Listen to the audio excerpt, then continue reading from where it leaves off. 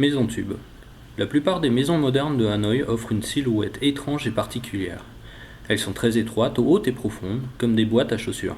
Les étages s'empilent comme des conteneurs, les pièces sont très longues et peu larges. La raison de cette insolite architecture? Les propriétaires devaient payer des impôts proportionnels à la largeur de la façade côté rue, d'où l'idée de réduire la largeur des façades. Tous aux abris. Lors des 12 jours de bombardement incessant de Hanoï à Noël 1972, les clients de l'hôtel Métropole se réfugièrent d'urgence dans le bunker anti-aérien, toujours visible près de la piscine.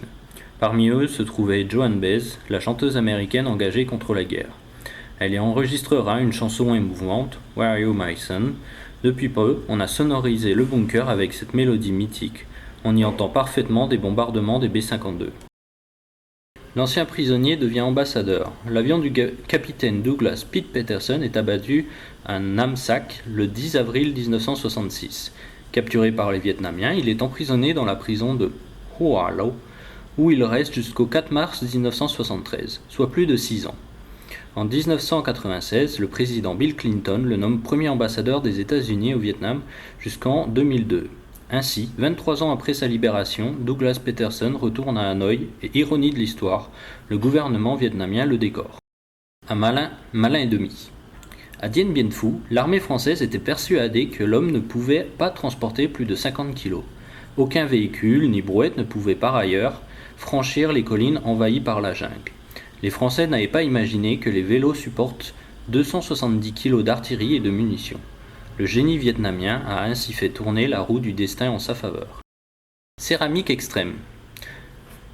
Le céramiste Lê Minh Ngoc est le seul artisan de Ba Trang, où il vit et travaille, capable de fabriquer de très grands vases en céramique. Il a la folie des grandeurs. En 1966, il a fabriqué un vase de 5 mètres de haut. Cet exploit lui a valu d'être inscrit au livre Guinness des records du Vietnam. Les crabes amoureux. Il existe une expression populaire, s'accrocher et s'aimer comme les crabes Sam. Pendant la période de fécondation, le mâle se colle à la longueur de journée au dos de la femelle, qui est plus imposante en volume que le mâle. Selon l'usage au Vietnam, il faut toujours les vendre par couple, les cuisiner par couple et les manger aussi par couple. C'est ainsi que le crabe Sam est devenu le symbole des amoureux au Vietnam. La victoire est dans la défaite.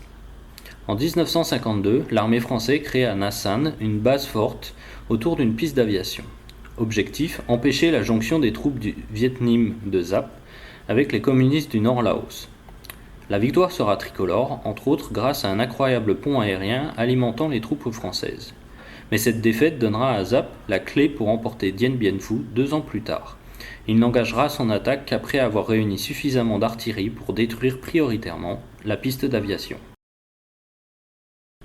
Le Vietnam est l'un des premiers producteurs de cheveux, réputés les plus épais du monde. Un commerce destiné à la Chine, où ces oiseaux sont transformés en perruques pour regarnir les calvities occidentales. Les tignas sont d'autant plus de valeur que les cheveux sont longs. Hors concours, un moine vietnamien qui a atteint un record mondial des cheveux longs de 4 mètres. On ne dit pas la valeur de toutes ces chevelures féminines qui atteignent souvent plus d'1 mètre. On rapporte même des cas d'agression pour déflorer certaines femmes de cette virginité capillaire. Un mandarin breton. Sous le règne de Louis XVI, près de 400 volontaires bretons débarquèrent à Hue pour soutenir l'empereur Zhalong. Parmi eux, Jean-Baptiste Chéniaud, 1769-1832, originaire de l'Orient. Il participera à la prise de Hue et restera 25 ans au service du souverain francophile.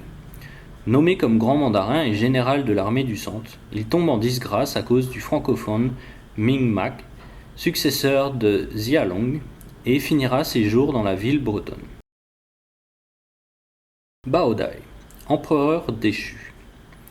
Le dernier empereur d'Annam, dynastie Nguyen, Bao Dai, avait été intronisé en 1925 dans le palais impérial de Hue. Il aimait le golf, les bateaux, le jeu et la flambe. Il vécut si longtemps en France que son peuple ne le reconnaissait plus. Il abdiqua en 1945, puis revient au Vietnam en 1949, laissant sa famille à Cannes. Un simulacre de procès le condamna à mort. Il mourut ruiné dans un 2 pièces à Paris en 1997. Il est enterré au cimetière de Passy. Vive la monogamie. Comme les empereurs de Chine, les fils du ciel, les souverains vietnamiens avaient des privilèges énormes. Parmi ceux-ci, le droit d'avoir autant de concubines, souvent des filles de mandarins, qu'ils le souhaitent. Le record est détenu par Ming Mag, qui en eut 300. Tueti n'en avait qu'une centaine à satisfaire. L'empereur Xiaolong eut seulement 50 concubines et 31 enfants. Heureux, certes, mais sans cesse préoccupé par ces ribambelles de femmes, il déclara un jour « Il est plus facile de gouverner ce pays que de gouverner mon harem ». Les Français des Portugais. Au XVIe et XVIIe siècle, les habitants de l'Annam et de la Cochinchine désignaient du nom portugais tous les étrangers venus sur leur territoire. Les Français étaient aussi appelés des Portugais. Pourquoi ? Parce que les premiers Européens débarquant dans cette péninsule étaient les marins portugais en route pour Macao et le Japon. Hoi An japonaise. Hoi An est un port, donc un lieu de migration. À la fin du XVIe siècle, environ 1000 migrants japonais s'installent à Hoi An, vivant séparés des Chinois. L'empereur du Japon, voyant le catholicisme se répandre au Vietnam, donne l'ordre à ses sujets émigrés de rentrer vers l'archipel nippon. Résultat, en 1836, il ne restait plus que 5 à 6 familles japonaises à Hoi An, d'où la présence aujourd'hui d'un seul tombeau japonais. Marco Polo à Mission. Marco Polo, en voyage dans la région en 1288, nota qu'aucune jeune fille du royaume n'avait l'autorisation de se marier avant que le roi ne l'ait vue. Peut-être pas seulement vue. L'homme qui voulut être roi. David de Merena était un aventurier qui se fait nommer roi en 1888 par 42 villages Moy. Isolé et éloigné de l'autorité française, ce fut le royaume de Sedan. Déconsidéré par le gouvernement général, il voulut se mettre sous la protection de l'empereur d'Allemagne. Accusé de trahison, il dut fuir sur l'île de Tioman, en Malaisie, où il mourut en 1890. Cette histoire extravagante a inspiré André Malraux, qui lui consacre une bonne partie des anti-mémoires. Il voulait même en faire un film. Vin un peu trop fruité. La vigne peut pousser à Dalat, mais la terre n'est pas assez calcaire pour donner un bon raisin.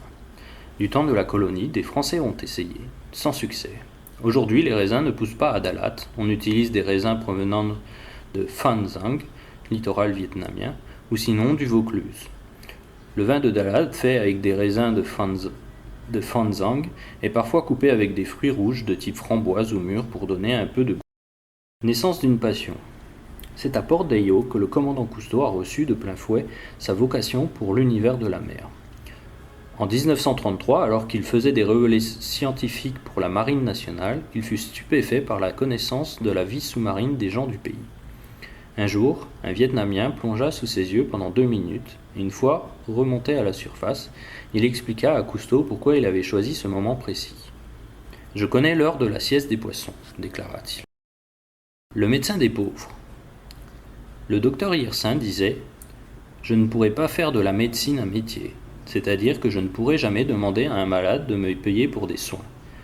Ce serait un peu lui dire la bourse ou la vie. » Voilà pourquoi il vivait grâce à ses plantations d'EVA, dont le caoutchouc était revendu à Michelin.